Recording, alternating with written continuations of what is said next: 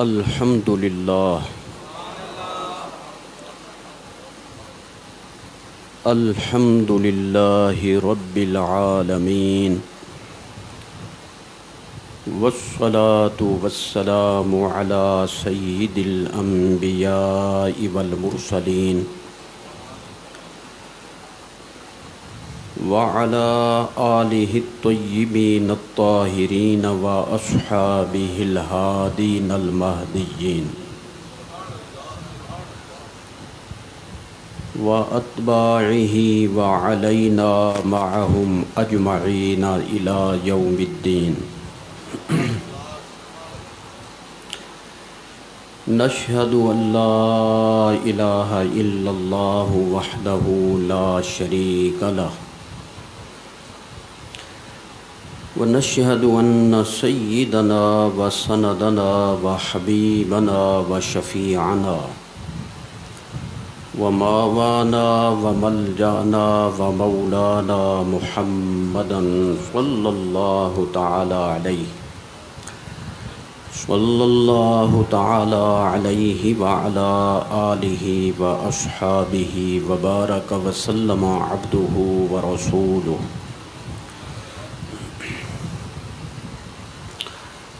اما بعد فقد قال الله تعالى في الكلام المجيد والفرقان الحميد ولا تقولوا لمن يقتل في سبيل الله أموات بل أحياء ولكن لا تشعرون. وقال في موضع آخر ولا تحسبن الذين قتلوا في سبيل الله أمواتا بل أحياء عند ربهم يرزقون. صدق الله العظيم وصدق رسوله النبي الكريم ونحن على ذلك لمن الشاهدين والشاكرين والموقنين والمطمئنين والحمد لله رب العالمين. إن الله وملائكته يصلون على النبي يا أيها الذين آمنوا صلوا عليه وسلموا تسليما. اللهم صل وسلم وبارك على حبيبك وآله وصحبه أجمعين عدد خلقك ورضا نفسك وزنة عرشك ومداد كلماتك. الصلاة والسلام عليك يا رسول الله الصلاة والسلام عليك يا حبيب الله الصلاة والسلام عليك يا سيد المرسلين وعلى آلك وأصحابك يا رحمة للعالمين.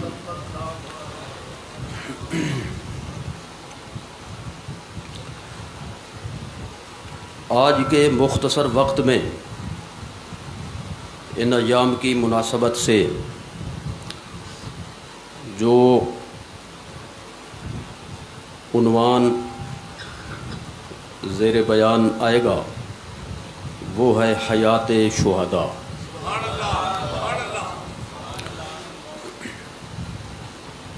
تو مکمل بات کرتے ہیں اس سلسلے میں. یہ مسئلہ ایسا ہے جو قرآن میں موجود ہے. بنیادی طور پر قرآن شریف ہے دو مقامات پر حیات شہداء کے مسئلہ کو بیان فرمایا گیا.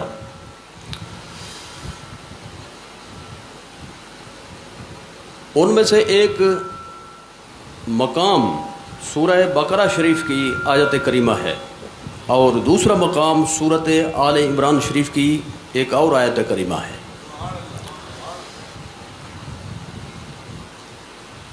تو سب سے پہلے ان دونوں آیتوں کا ترجمہ ذہن نشین کرنا چاہیے تاکہ ان کی بنیاد پر جو مسائل ہیں حقائق ہیں ان کے سمجھنے میں آسانی ہو. سورہ بقرہ شریف میں ارشاد فرمایا وَلَا تَقُولُوا لمن يقتل في سبيل الله اموات.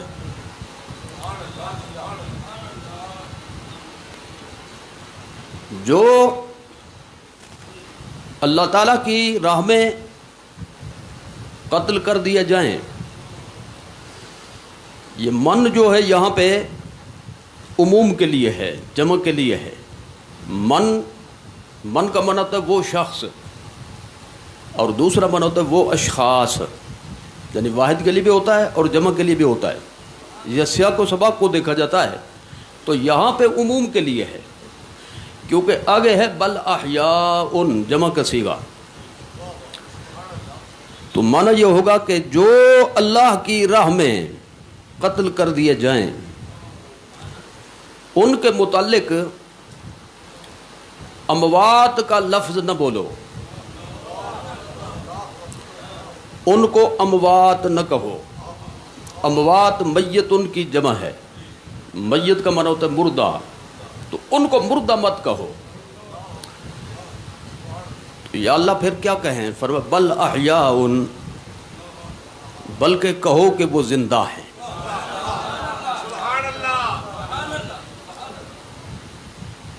یا اللہ ہمارے سامنے تو وہ اس جہان سے رخصت ہوئے، ان کے ٹکڑے کیے گئے، ان کے سر ان کے تنو سے جدا کیے گئے. فرمایا وَلَٰكِن لَّا تَشْعُرُونَ، جب ہم کہہ رہے ہیں تو مان لو. کون سا تمہاری ہر مسئلے کی حد تک، تہ تک تمہاری عقلیں پہنچتی ہیں؟ زیادہ سے زیادہ یہ تم سمجھ نہیں سکتے، اور نہ سمجھ سکنا یہ اپنی استعداد کی کمی پر دلالت کرتا ہے. حقیقت یہ ہے کہ احیاء وہ زندہ ہیں. یہ آیت کریمہ ہے سورہ بقرہ شریف کی. دوسری آیت کریمہ سورہ آل عمران کی، وہ سماعت فرمائیں. وَلَا تَحْسَبَنَّ الَّذِينَ قُتِلُوا فِي سَبِيلِ اللَّهِ أَمْوَاتًا. بقرہ شریف میں تھا لا تقولوا، مت کہو، مردہ مت کہو، اور یہاں پہ ہے ہرگز ہرگز مردہ نہ سمجھو، بالکل مردہ نہ سمجھو. یہ بالکل کبھی بھی نہ کہنا، نہ سمجھنا وہ مردہ ہیں. کون؟ الذین قتلوا فی سبیل اللہ، جو اللہ کی راہ میں قتل کر دیے گئے، یعنی شہید کر دیے گئے. تو یا اللہ نہ سمجھے تو کیا سمجھیں؟ وہاں تھا کہنے کا مسئلہ، نہ کہیں تو کیا کہیں؟ فرمایا جب ان کے بارے میں بولو تو کہو احیاء. اب فرمایا کہ جب سوچو، جب نظریے کی بات آئے، اعتقاد کی بات آئے، تو دل میں کیا ہونا چاہیے، ذہن میں کیا ہونا چاہیے؟ فرمایا یہی سمجھو کہ احیاء وہ زندہ ہے. عند ربہم یرزقون، اللہ کے ہاں انہیں رزق بھی دیا جاتا ہے، وہ کھاتے پیتے بھی ہیں. ترجمہ کے سماعت فرما لینے کے بعد اب جو ان کے آیات کے حوالے سے چند باتیں سب سے پہلے سمجھنا ضروری ہے. پہلی بات تو یہ ہے کہ ایک آیت میں ہے لمن یقتلوا، اور دوسری میں الذین قتلوا. قتلوا ماضی کا صیغہ ہے اور یقتلوا جو ہے یہ مضارع کا صیغہ ہے. میں اس کو آسان کر دیتا ہوں. آپ کہتے ہیں میں گیا تھا، پھر کہتے ہیں میں جاتا ہوں اور پھر جاؤں گا، جاتا ہوں جاؤں گا. اب بات ہے جانے کی. میں گیا تھا یہ بھی جانے کی بات، میں جاتا ہوں یہ بھی جانے کی بات، جاؤں گا یہ بھی جانے کی بات.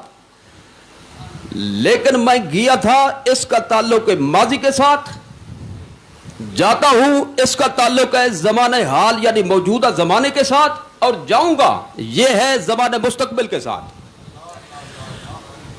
تو اللہ تعالیٰ نے تینوں زمانوں کا احاطہ فرمایا. قتلوا، قتل کر دیے جائیں، میری راہ میں شہید کر دیے جائیں ماضی میں. یقتلوا، اب قتل کر دیے جائیں، یا آئندہ قیامت تک کبھی قتل کر دیے جائیں، شہید کر دیے جائیں، سب کے متعلق یہ حکم ہے. تو معلوم ہوا اللہ تعالیٰ نے کلیہ بیان فرمایا. اگرچہ شان نزول کسی آیت کا کسی واقعے کے تناظر میں ہو، یہ واقعہ ہوا تو آیت اتری، لیکن مقصود اس واقعہ کی وضاحت نہیں ہوتا، بلکہ مقصود ہوتا ہے شرعی حکم بیان کرنا. تو اس کا مطلب یہ ہے کہ شہداء کی حیات کے متعلق اللہ یہ فرمانا چاہتا ہے جو ماضی میں شہید ہوئے وہ بھی زندہ، جو اب قرآن شریف کے نزول کے وقت شہید ہوں وہ بھی زندہ، اور صبح قیامت تک میرے محبوب کا کوئی غلام کسی زمانے میں زمین کے کسی خطے پر شہید ہو وہ بھی زندہ.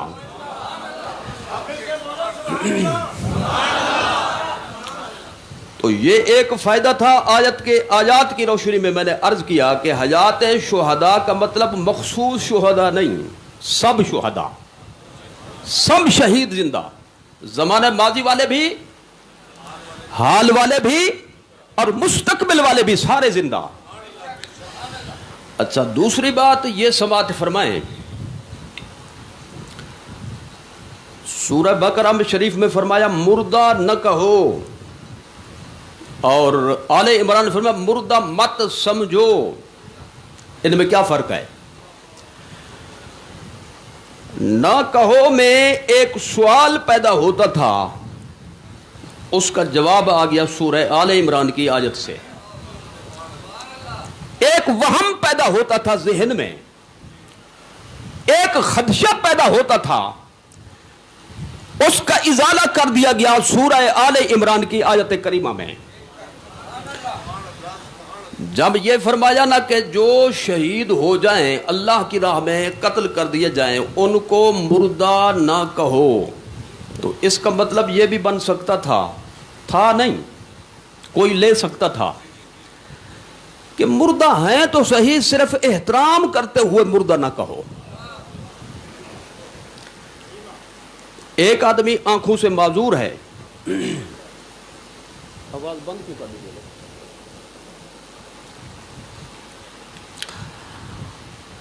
آنکھوں سے معذور ہے، وہ نابینا تو ہے، لیکن آپ اس کو یوں نہیں کہتے ہو نابینا، ادھر آپ بات سن، کیونکہ یہ دل شکنی ہے.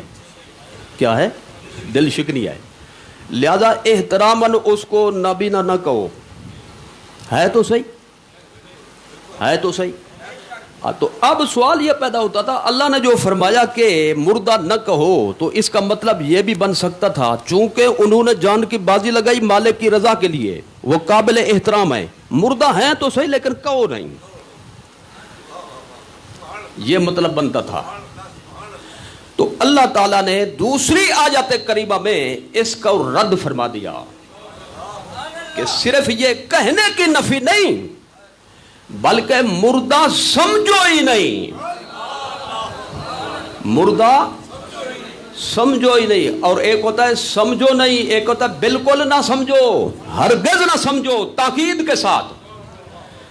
تو اللہ تعالیٰ نے تاکید کے ساتھ فرمایا جو میرے محبوب کے غلام میری راہ میں شہید کر دیے گئے یا شہید کر دیے جائیں اب یا کب، اس زمانے میں یا مستقبل میں، دوبارہ وہی چلیں یار، تو ان کو مردہ کہنا تو بات کی بات ہے، تصور ہی نہ کرو. یعنی وہ حقیقی معنی میں زندہ ہیں، یہ نہیں کہ صرف ادباً اور احتراماً ان کو مردہ کہنا سے منع کیا گیا، بلکہ اس لیے منع کیا گیا کہ وہ واقعی زندہ ہیں، حقیقی معنی میں زندہ ہیں. اب اس پر جو سمجھنے کی بات ہے آگے، کچھ لوگوں نے یہ کہہ دیا کہ زندہ تو ہیں لیکن زندہ کا معنی جو ہے وہ ہے ان کی یادیں زندہ ہیں. کیا؟ ان کی یادیں زندہ ہیں, ان کے تذکرے رہیں گے, کوئی ان کا ذکر مٹا نہیں سکتا دنیا میں, ہمیشہ ان کی تعریف رہے گی. اس معنی میں زندہ ہیں. تو اس معنی میں اگر زندہ ہوں تو پھر تو صرف کہنے کی نفی ہوئی نا, بات وہیں پہ آ رکی. تو مردہ پھر سمجھا تو گیا, صرف کہو نہیں, کیونکہ ان کا ذکر زندہ ہے. یہاں ذکر کی بات نہیں بلکہ شہداء کی ذوات کی بات ہے. یہ نہیں کہ شہیدوں کا ذکر باقی ہے, بلکہ اس کا مطلب ہے حیات حقیقیہ کے ساتھ وہ اپنی مزارات میں زندہ تھے, زندہ ہیں اور زندہ رہیں گے. یہ اور بات ہے کہ ان کی یادیں بھی باقی ہیں, لیکن آیت کا یہ مفہوم ہو کہ بس ان کی یادیں باقی ہیں اس معنی میں زندہ ہے, یہ معنی نہیں ہے. بلکہ معنی یہ ہے کہ حقیقی معنی میں وہ خود زندہ ہیں. حقیقی معنی میں وہ خود زندہ ہیں. ایک تو یہ ہے کہ قائد اعظم کا نام چل رہا ہے 100 روپے پر, 500 روپے پر, 1000 روپے کے نوٹ پر. ایک یہ ہے کہ قائد اعظم خود زندہ ہیں اس دنیا میں, دونوں میں فرق ہے. تو مطلب یہ ہے جو میری راہ میں شہید ہو جائیں حقیقی معنی میں بھی زندہ ہیں اور ان کا سکہ بھی قیامت تک چلتا رہے گا, اس معنی میں بھی زندہ ہیں. بات کو میں تھوڑا سا مکمل کرنا چاہتا ہوں.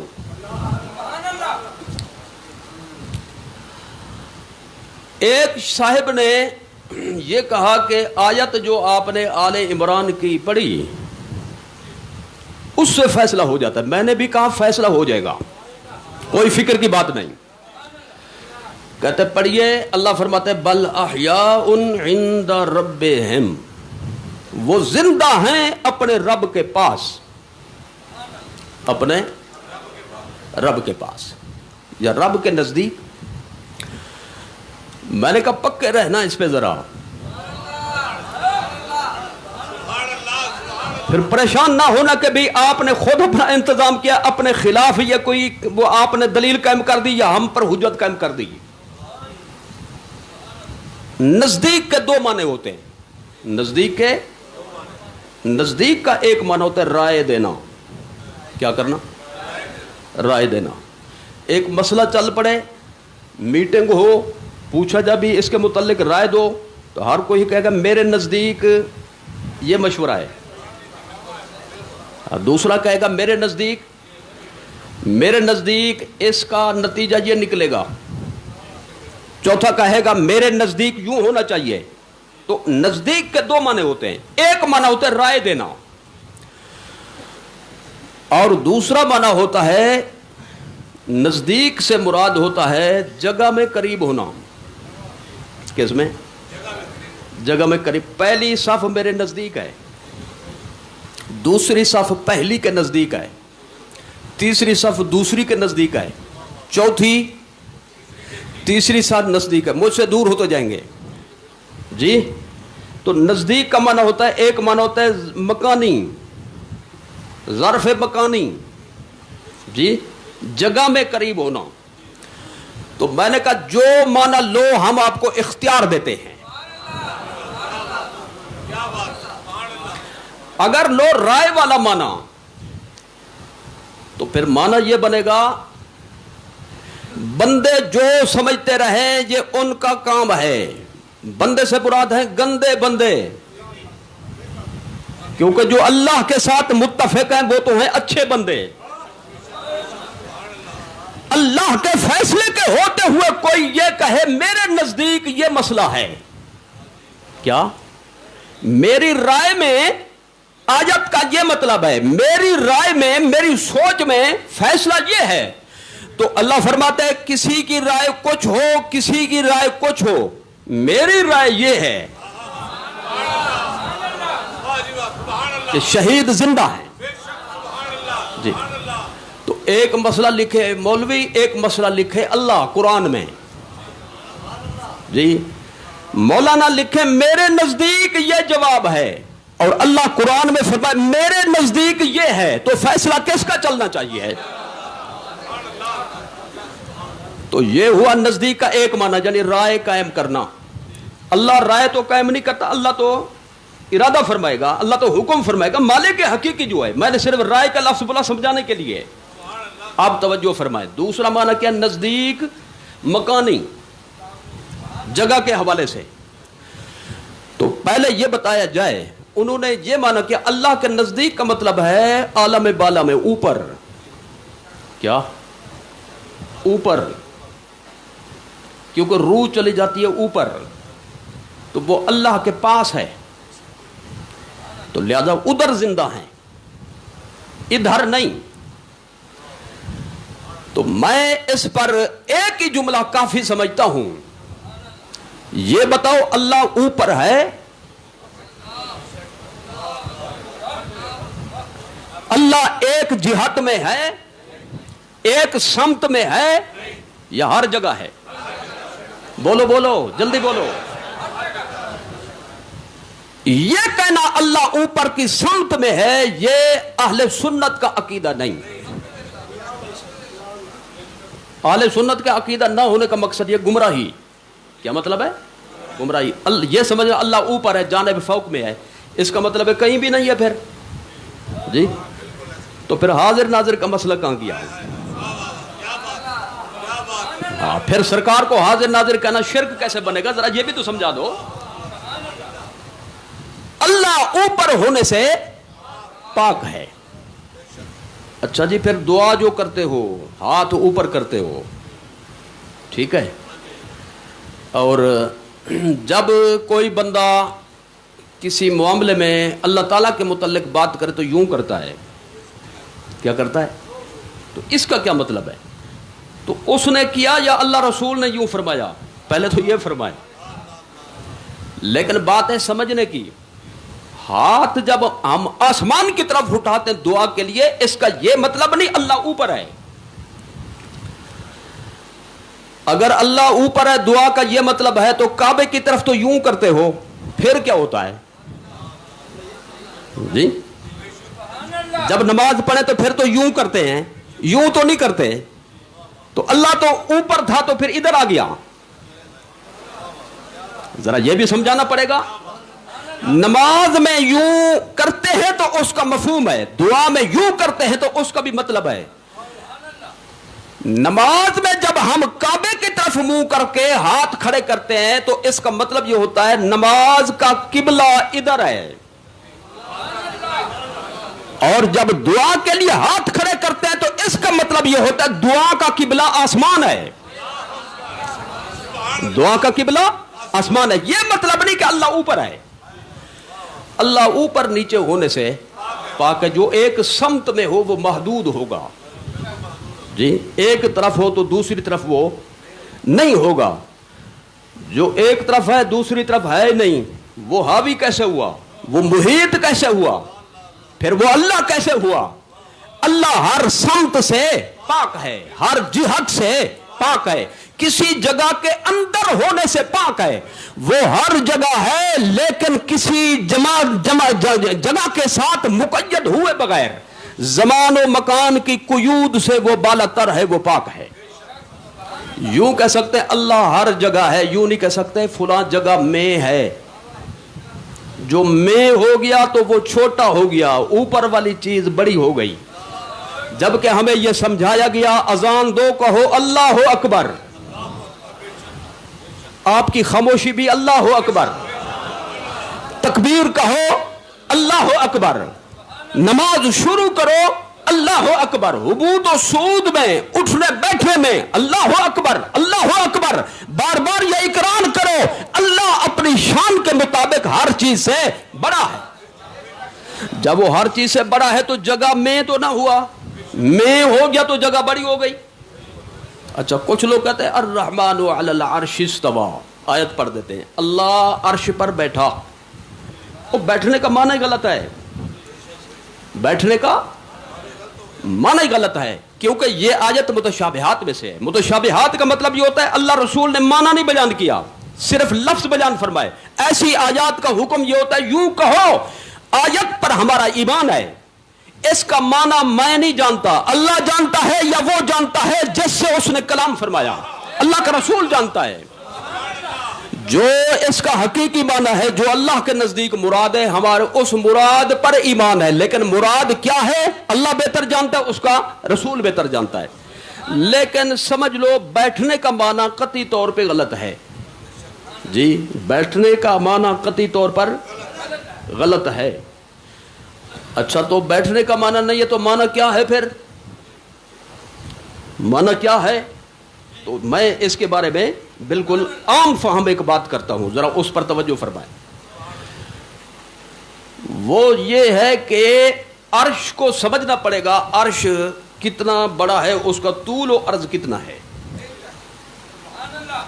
نیچے سے مخلوق شروع ہوئی، سب سے نیچے ہے پانی، کیا ہے؟ پتہ نہیں کیا کیا خزانے ہیں اللہ تعالیٰ کے، کیا کیا مخلوقات ہیں۔ پھر ہیں ساتوں زمینیں، پھر اوپر کی ہم ہیں ساتویں زمین پہ، نیچے سے گنے تو ہم ہیں ساتویں زمین سے، ادھر سے زمین کو گنے تو ہم ہیں پہلی زمین پر، اوپر کی طرف دیکھیں تو آسمان، پھر دوسرا، تیسرا، چوتھا، یار مدد کریں، پانچواں، چھٹا، ساتواں، آٹھواں بھی بنا دیا، جنت، سدرا، پتہ نہیں پھر کیا کیا مخلوقات ہیں۔ ان سب سے اوپر ہے عرش۔ عرش جو ہے یہ آخری منزل ہے مخلوقات کی، اس کے اوپر کچھ بھی نہیں۔ پھر کہتے ہیں لا مکان۔ لا مکان کا مطلب ہے جہاں نہ سمت ہے، نہ جہت ہے، نہ جگہ ہے۔ عرش جو ہے یہ آخری مخلوق ہے اوپر کی طرف۔ تو اب ذرا توجہ فرمائے، عرش کتنا بڑا ہے؟ عرضها السماوات والارض، ساتوں زمینیں، ساتوں آسمان اللہ کے کلام کی روشنی میں اگر عرش الہی پر رکھ دیے جائیں پھیلا کر، اوپر نیچے نہیں بلکہ پھیلا کر، تو یہ ایسے لگے گا جیسے 14 چونیاں پڑی ہوئی ہوں۔ سبحان اللہ جی، یہ ساتوں زمین آسمان، ان کا کنٹرول کرنا بھی بڑا مسئلہ ہے۔ تو جو اتنا بڑا ہے کہ یہ چونیاں بن جائیں اس کے سامنے، تو اللہ یہ فرمانا چاہتا ہے اتنا بڑا عرش ہو کر وہ بھی میرے زیر کنٹرول ہے، تم کیا چیز ہو؟ سبحان اللہ، یہ ہے اس کا مطلب، وہ اللہ کے قبضے میں ہے، اللہ کے زیر قدرت ہے۔ یہ نہیں کہ اللہ اس میں بیٹھتا ہے جی۔ میرا سوال یہ کہ اگر اس کا معنی بیٹھنا ہے تو عرش بعد میں بنا ہے، یہ مخلوق ہے جی، تیسرے نمبر پہ اس کی تخلیق ہے۔ کتنی؟ پہلے سرکار کا نور پیدا ہوا، پھر پانی پیدا ہوا، پھر عرش پیدا ہوا، اور عرش کو سب سے پہلے پانی پہ رکھا گیا، یہ حدیث شریف میں موجود ہے۔ تو عرش جو ہے یہ مخلوق ہے، پہلے نہیں تھا بعد میں بنا۔ تو میرا سوال یہ ہے، اللہ نے آپ کو سمجھ دیا ہے، سب اس بات کو آسانی سے سمجھ سکتے ہیں، تو اگر بیٹھنا مراد ہے تو پہلے تو بات یہ بیٹھے وہ جو تھک جائے جی، بیٹھے وہ جو عاجز ہو جائے، بیٹھے وہ جس کو ریسٹ کرنے کی ضرورت پڑتی ہے، اور پھر ضروری ہے بیٹھے وہ کہ چیز بڑی ہو وہ چھوٹا ہو، یا کم از کم برابر ہو۔ کیا؟ کم از کم برابر ہو۔ ایک انچ جگہ ہو، آپ سے کہا جائے اس کے اوپر بیٹھ جاؤ جی، تو جو فٹو میں وہ کیسے بیٹھے گا انچ پر؟ سمجھ آ گئی؟ تو ضروری ہے کہ جس جگہ پہ بیٹھے وہ بڑی ہو، اور جو بیٹھ رہا ہے وہ چھوٹا ہو، یا کم از کم برابر ہو، پورا آ جائے اس پہ۔ تو پھر تو اللہ مخلوق کے برابر ہو گیا، مخلوق اللہ کے برابر ہو گئی، تو برابر تو کوئی ہے نہیں جی۔ تو جو بیٹھا ہو وہ کھڑا بھی ہوگا جی، کھڑا ہونا بھی مخلوق کی صفت، بیٹھنا بھی مخلوق کی صفت۔ بیٹھے گا وہ جو تھک جائے، اللہ تھکنے سے پاک ہے، تو معلوم ہے بیٹھنے کا مسئلہ بھی نہیں ہے، تھکنے کا مسئلہ بھی نہیں ہے۔ اگر یہ مسئلہ ہو تو میرا ایک ہی سوال ہے 100 کا، جب عرش نہیں تھا تو اللہ کہاں بیٹھتا تھا؟ یہ بھی تو حل کرو۔ تو معلوم ہے بیٹھنے کا معنی غلط ہے، یہ نہیں کہ اللہ اوپر ہے جی، یہ مطلب نہیں ہے۔ تو اب جب آپ نے یہ بات سمجھ لی تو جملہ ضمناً عرض کر دوں، پھر عرش اس نے بنایا کیوں؟ یہ بنایا ہے کسی کے لیے، اس کے لیے جس کو معراج کرائی. آ جاؤ, یہ وہ جگہ ہے جہاں کسی کو بھی آنا بھی موقع نہیں ملا. آپ آ جاؤ, دیکھ جاؤ, سیر کر جاؤ, اپنے قدموں سے اس کو پامال کر دو تاکہ پتہ چلے جو سب سے اوپر کی مخلوق ہے وہ میرے محبوب کے قدموں کے نیچے ہے. جس جسم کا سب سے نچلا حصہ قدم ہوتے ہیں, جس کے قدم اتنا بلند ہیں اس کا سر کتنا بلند ہوگا.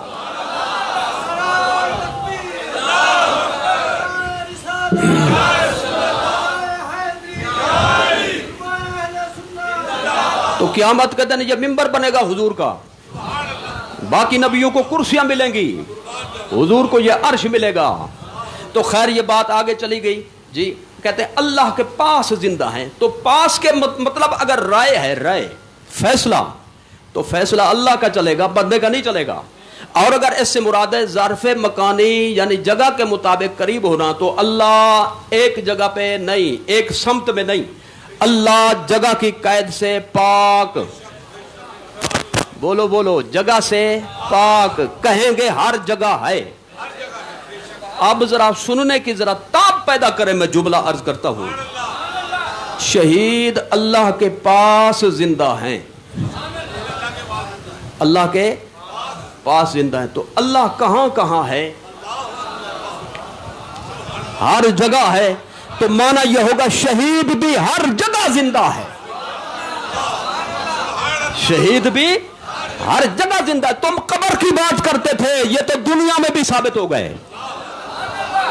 لیکن وَلَٰكِن لَا تَشْعُرُونَ, تمہیں کیا پتا, تمہارا ذہن کیسے پہنچ سکتا ہے. لہذا ہمارے فیصلے کو مان لو. جب ہم کہہ رہے ہیں ہمارے بندے ہو تو انکار کی گنجائش تو نہیں بنتی. ایک جملہ صرف عرض کروں گا, یہ امتی کی بات ہے. کس کی؟ امتی کی بات ہے. شہید نیچے سے چلو مقربین کی یعنی تفصیل کرتے ہوئے دوسرے نمبر پہ آتا ہے. النبیین, الصدیقین, الشہداء, الصالحین, اولیاء, پھر شہداء, پھر صدیقین, اور ان سب سے اوپر نبی رسول. اوپر سے گنو نبی, صدیق, شہید, اور پھر ولی, پھر وہ تیسرے نمبر پہ ہے.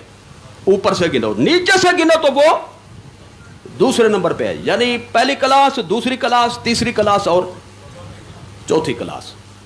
تو پہلے تو یہ سمجھیں یہ امتی کی بات ہے. الشہداء یہاں پہ امتی کی بات.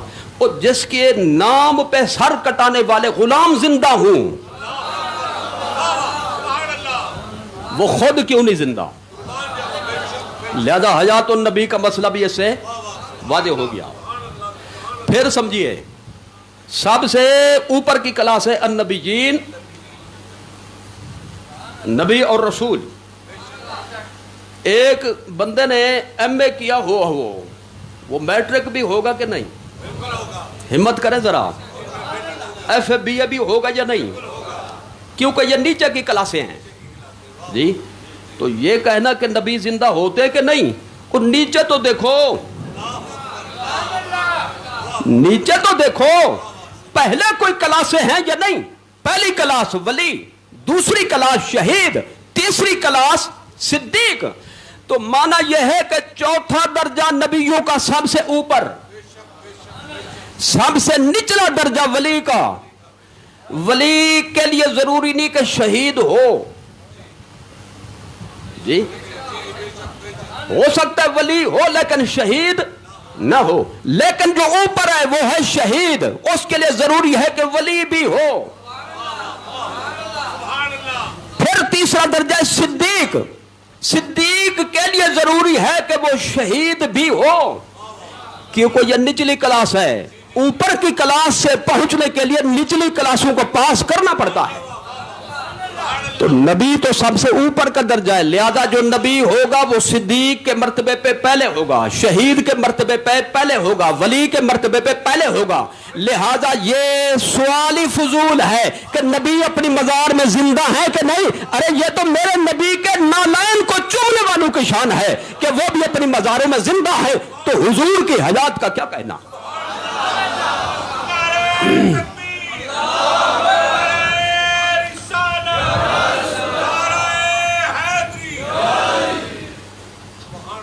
یہ ایک دوست نے پرچی لکھ دی بھی ولایت کے کتنی اقسام ہیں.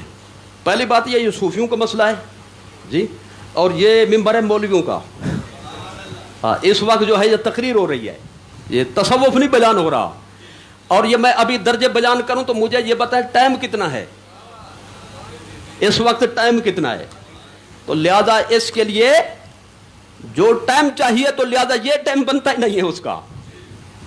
تو میں اتنا عرض کر دوں، ولایت کا مطلب ہوتا ہے اللہ کا قرب، اللہ کا قرب. اولیاء اللہ یعنی اللہ کے مقربین، خدا کا قرب رکھنے والے، اس کے نزدیکی جی اللہ والے. تو اب یہ 4 درجے تو قرآن کی روشنی میں متعین ہو گئے نا کم از کم. پہلا درجہ ہے صالحین، اس سے اوپر ہیں شہداء، ان سے اوپر ہیں صدیقین، اور سب سے اوپر ہیں النبیین. تو صالح کی ولایت اس کے درجے کے مطابق، شہید کی ولایت اس کے درجے کے مطابق، صدیق کی ولایت اس کے درجے کے مطابق، اور نبی کی ولایت اس کے درجے کے مطابق. جب نام لیا جائے گا پھر پتا چلے گا کس درجے کا ہے. سب سے بڑا مقرب جو ہوتا ہے وہ اللہ کا نبی ہوتا ہے. باقی جو نچلے درجے ہیں وہ ان کے غلام ہوتے ہیں. صدیق اکبر حضور کے غلام جی، اور شہداء بدر حضور کے غلام، شہداء احد حضور کے غلام، شہداء کربلا حضور کے غلام، اور صالحین، اولیاء، اصحاب سلسلہ، یہ سب حضور کے غلام. تو میں صرف اتنا عرض کرنا چاہتا ہوں اس وقت جو بات کہ حیات نبی صلی اللہ علیہ وسلم کا مسئلہ اس وقت بہت کھڑا کیا گیا ہے. مزار میں حضور زندہ ہے کہ نہیں، سنتا ہے کہ نہیں سنتے جی، ہمارے صلاۃ والسلام کو حضور سماعت فرماتے کہ نہیں سماعت فرماتے جی، یہ سارے مسئلے چلے ہوئے ہیں. میں اتنا پوچھنا چاہتا ہوں شہید زندہ ہے کہ نہیں؟ شہید کیسے شہید ہوا؟ نبی کی غلامی میں، نبی کی غلامی میں. تو جس کے غلام اس جہان سے چلے جانے کے باوجود اپنی مزاروں میں زندہ ہوں، ان کی آقا کی حیات کا کیا کہنا. اس لیے اہل سنت کے امام نے جی 100 کی ایک بات کر دی، چمک تجھ سے پاتے ہیں سب پانے والے جی، میرا دل بھی چمکا دے چمکانے والے. تو پھر ایک مسئلہ حیات النبی کا اپنے قلم سے لکھا اور اپنے انداز میں بیان کیا. تو زندہ ہے واللہ، تو زندہ ہے واللہ، تاکید ہی فرمایا. تو یعنی یکتا ذات، تو سے مراد یہاں پہ یکتا ذات، یکتا ذات حضور کی. یا رسول اللہ آپ زندہ ہیں، صرف میں سادہ لفظوں میں نہیں کہتا، میں کہتا ہوں واللہ واللہ، مجھے اللہ کی قسم، اللہ کی قسم آپ زندہ ہیں حیات حقیقیہ کے ساتھ. تو یہ مزار کس چیز کا ہے پھر جی؟ زندہ ہے تو مزار کس چیز کا ہے؟ تو فرمایا میرے چشم عالم سے چھپ جانے والے، اور پردہ کرنا اور ہوتا ہے، نیست و نابود ہو جانا اور ہوتا ہے. نبی صرف پردہ کرتا ہے. تو جس کے غلام زندہ ہوں جی، وہ خود کتنا زندہ ہوگا. لہذا عقیدہ یہی لے کر جائیں. آج کا مسئلہ، ہم جہاں سے یا رسول اللہ کہتے ہیں حضور سنتے ہیں، جہاں سے ہم درود پڑھتے ہیں حضور درود کو خود سنتے ہیں جی. یہ قرب و بعد کے فاصلے ہمارے لیے ہیں، حضور کے لیے نہیں ہیں. ان اللہ رفع لی الدنیا فانا انظر الیہا والی ما هو قائد فیہا الی یوم القیامہ کانما انظر الی کف ہذہ. حضور نے 100 کی ایک بات فرمائی، پوری دنیا خدا نے اٹھا کر میرے سامنے رکھ دی. فانا انظر الیہا والی ما هو قائد فیہا الی یوم القیامہ، الی یوم القیامہ، الی یوم القیامہ. جب آپ ہلیں گے میں بس کروں گا. الی یوم القیامہ، میں اب بھی دیکھ رہا ہوں ساری دنیا کو، اور قیامت تک جو جہاں جس وقت جدھر ہو رہا ہے اس کو بھی دیکھتا رہوں گا. اور میں ساری دنیا کو ایسے دیکھتا ہوں جیسے میں اپنے ہاتھ کی ہتھیلی کو دیکھتا ہوں. یہ حضور کا فرمان موجود ہے.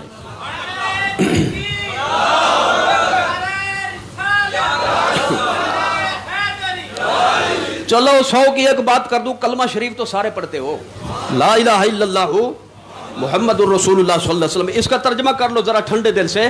اللہ کے سوا کوئی معبود نہیں. حضور اللہ کے رسول تھے کہ ہیں کہ ہوں گے؟ جب ہیں تو ہیں. تو جو کلمہ پڑھے گا اس کو یہی عقیدہ رکھنا پڑے گا. تو زندہ ہے واللہ، تو زندہ ہے واللہ، میرے چشم عالم سے چھپ جانے والا. چلو جی، شہادت امام حسین کے ساتھ ساتھ میلاد شریف بھی ساتھ ہو گیا. وما علینا الا البلاغ المبین.